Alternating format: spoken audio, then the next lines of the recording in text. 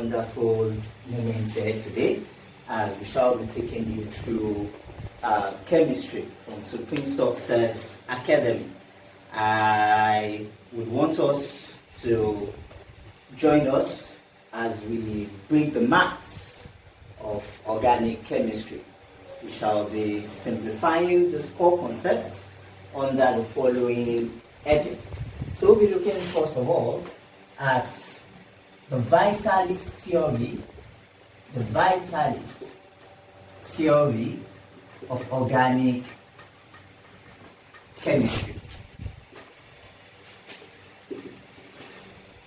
where we shall be discussing the initial theorems surrounding organic chemistry. We'll be looking at how organic chemistry came to be, the work of people like J. Jacob Berzelius, J. Berzelius,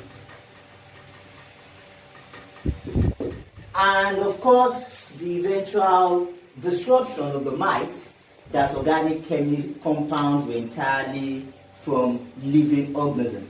After this will be vitalist theory of organic chemistry. Then from the vitalist theory of organic chemistry, we shall also be looking at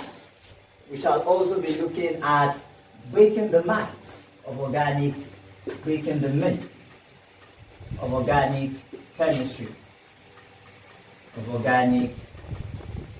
chemistry.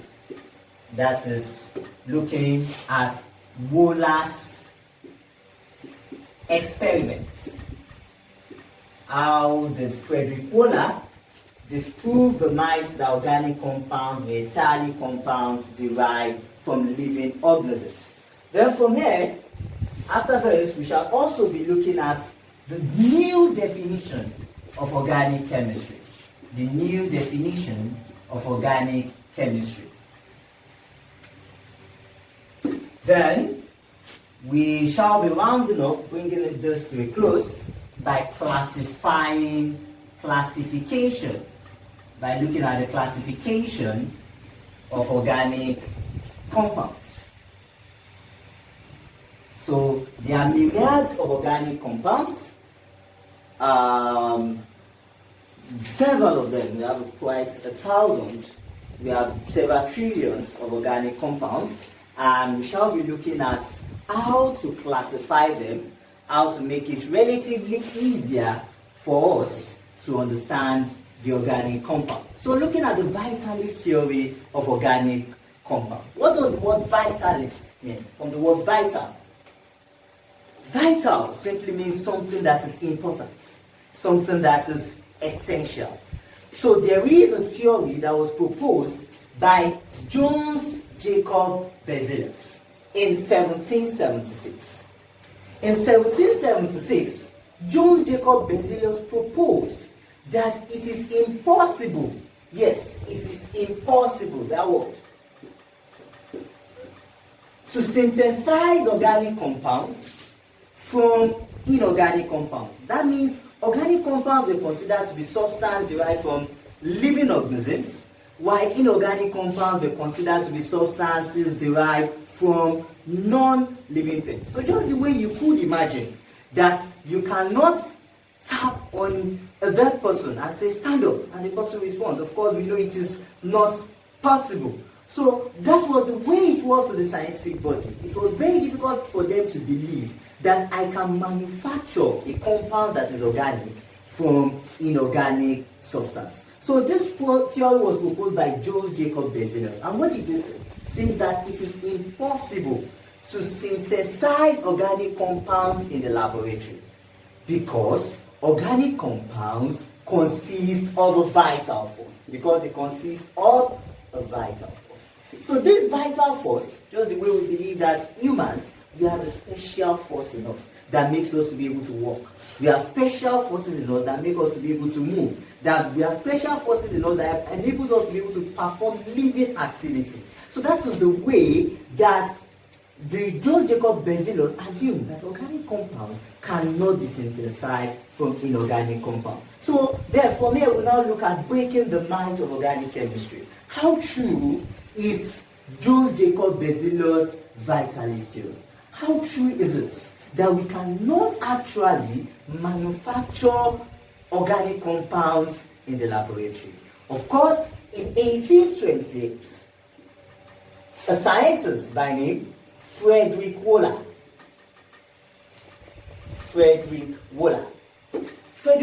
in 1828 broke the math that was postulated by Johannes Jacob Berzelius.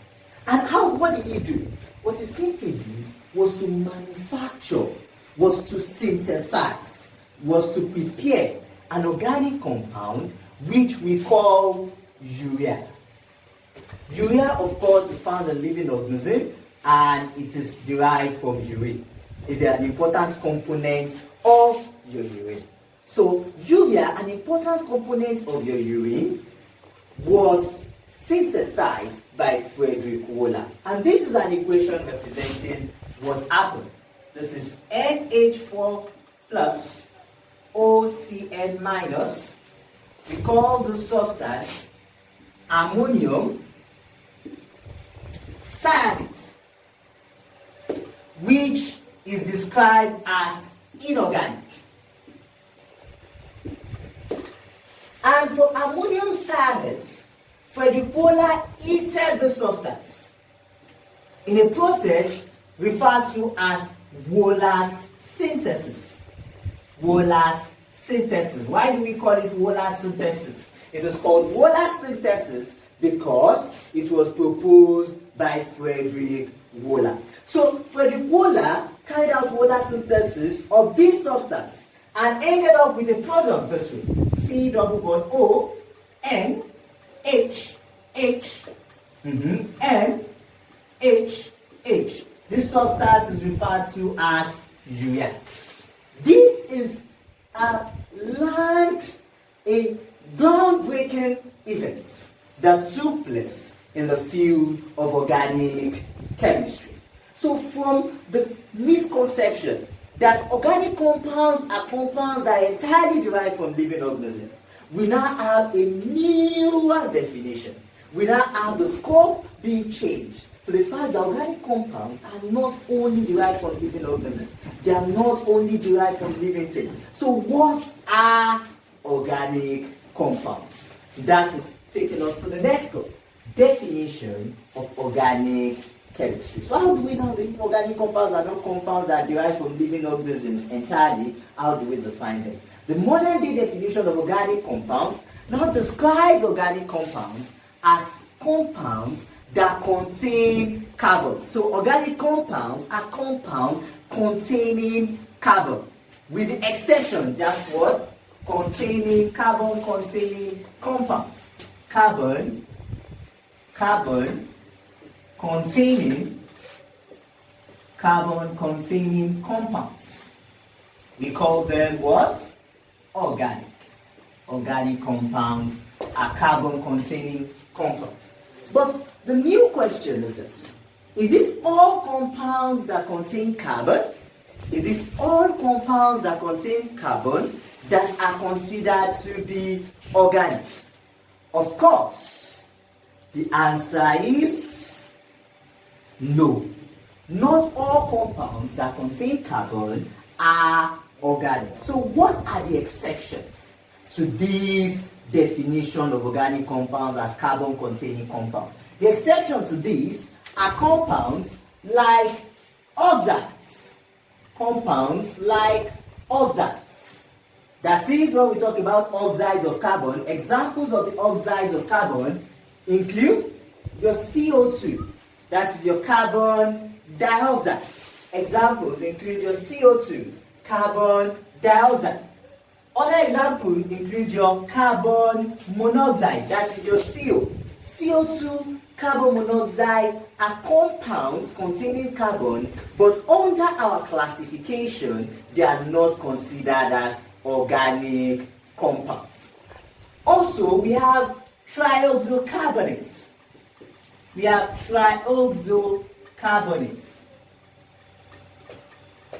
trioxocarbonates like calcium trioxocarbonates like potassium trioxocarbonates, All these are compounds of carbon, but they are not regarded as organic compounds. I repeat, organic compounds are compounds containing carbon, with the exception of oxides, trioxocarbonates, bicarbonates, and disulfides.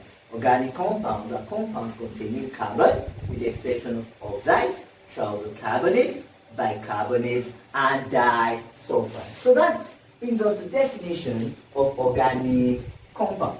Then, if we have now understood that organic compounds are carbon-containing compounds, how do we then classify organic compounds? How do we then classify organic compounds? We can classify organic compounds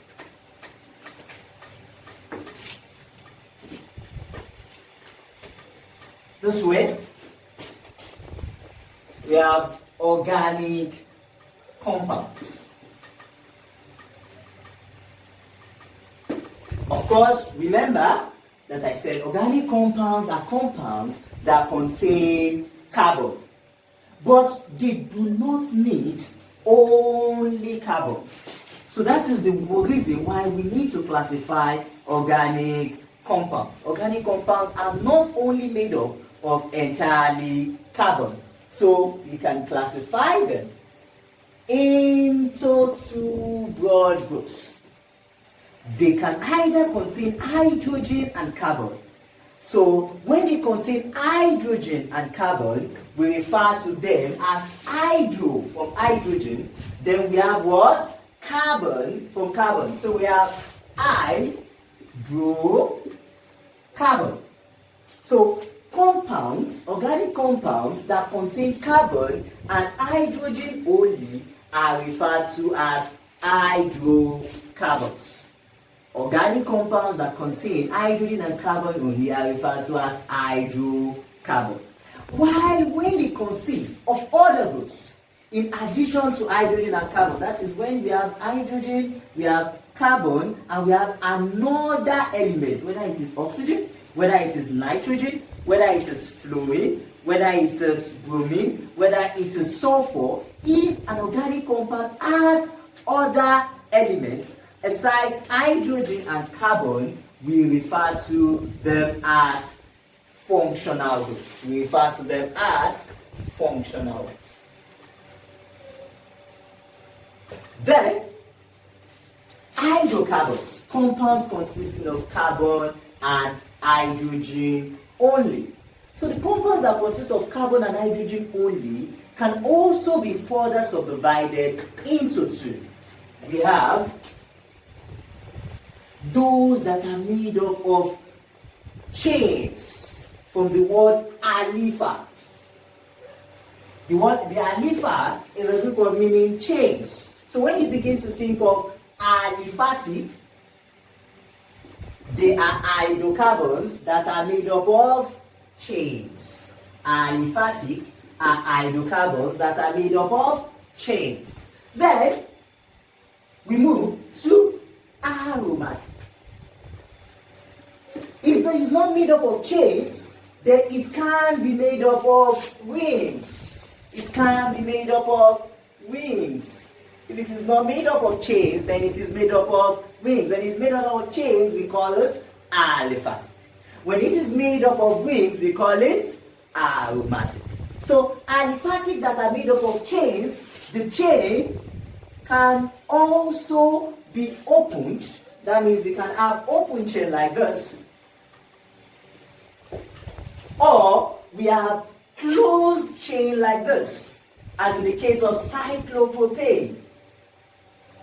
We can have closed chain as in the case of cyclobutane. In this case, we can see that the chain is what? Closed. But of course, in this case, the chain is open. When the chain is open, we say it is acyclic. It is referred to as acyclic, meaning that it is not cyclic. When it is cyclic, we call it what? Cyclic. That means when the chain is closed, it is said to be what? Cyclic. A cyclic is open chain, while cyclic hydrocarbons are referred to as closed chains. Acyclic hydrocarbons that are regarded as being made up of open chain can also consist of bonds that are either single or bonds that are multiple. That means the bonds can either be single bond, saturated. So when it is single, we say it is saturated. And when it is made up of multiple bonds, we say it is unsaturated.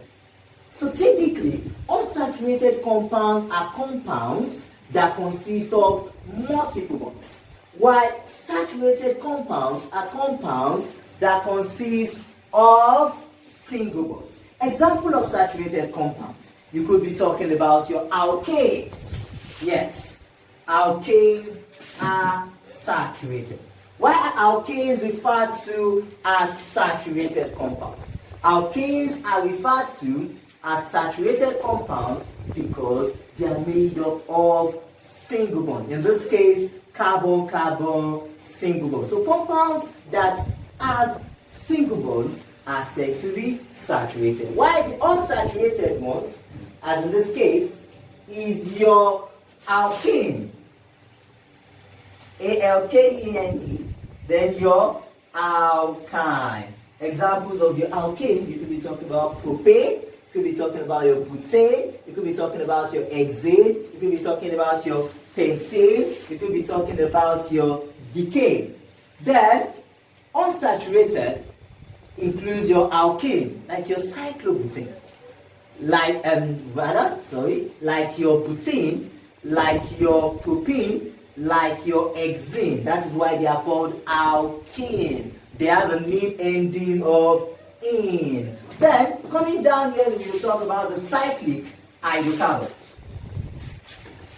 Of course, the cyclic hydrocarbons are also similar to the acyclic in the sense that they can either be made up of single bond, as I said earlier, that is saturated, or they are made up of multiple bonds, where they are what? Unsaturated.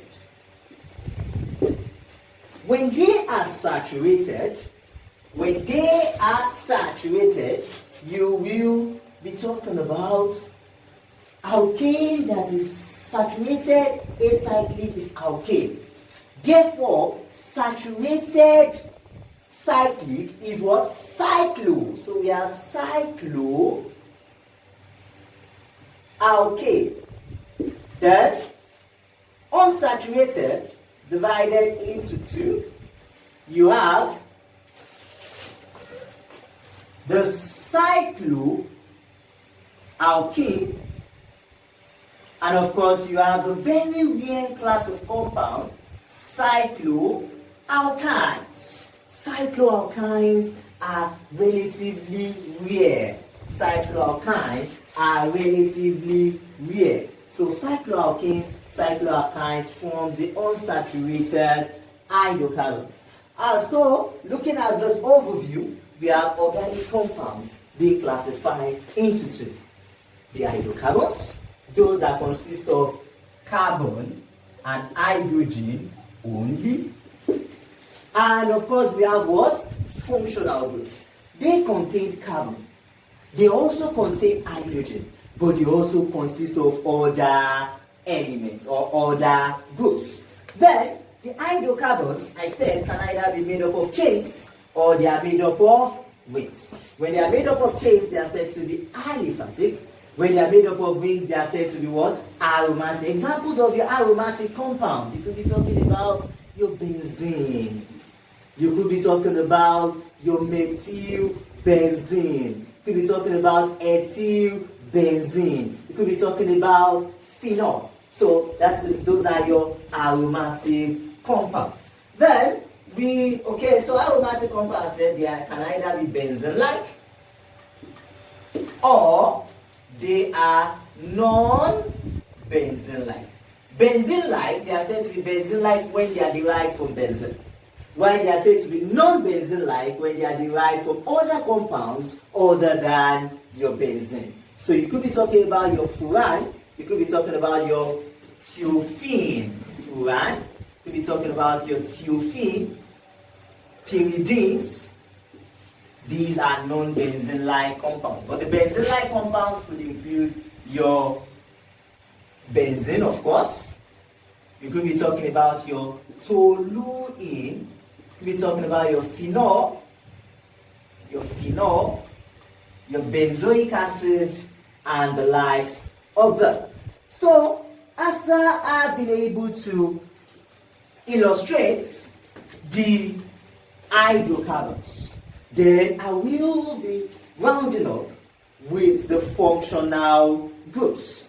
The functional groups could include, of course, a functional group is an atom, a group of atoms, or a bond. It can be an atom, a group of atoms, or a bond within a molecule that is responsible for the chemical properties of that compound. That means when we look at organic compounds, we can't be talking about two categories of compounds. We can't be talking about the two characteristics, now the physical characteristic as well as the chemical characteristic. The physical characteristic of organic compounds are accounted for by the alkyl group, symbolized with the letter R.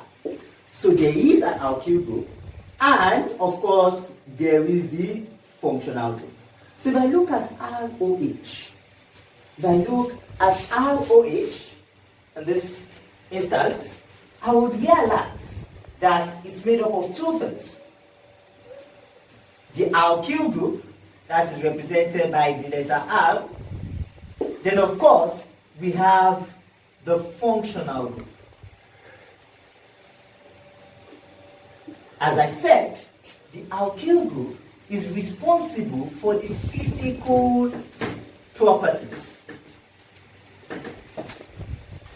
while the functional group is responsible for the chemical properties. So if I will be considering a compound like ethanol, if I want to talk about the boiling point of ethanol, or I want to talk about the density of ethanol, what is responsible for the density of ethanol is basically the physical component, which is the alkyl group, while the functional group is responsible for the reactions. So the type of reactions that an organic compound is going to undergo is going to be represented by the functional group. So an overview of the functional groups, we have ROH, that is the alcohol. Then we have NH2. These are the amines. According to the IUPAC, we call alcohols, we call them alkanols. Amines, we call them alkanamines. We have C double bond OOH. This is your alkanoic acid. And the rest of them. They are quite about 15 functional groups in organic chemistry, which we shall be discussing in the course of our next lecture. So organic compounds are very ubiquitous compounds. They are very plenty compounds, and they are a broad range of compounds that are essential and important in our daily lives. So finally, for us to round up, we must understand that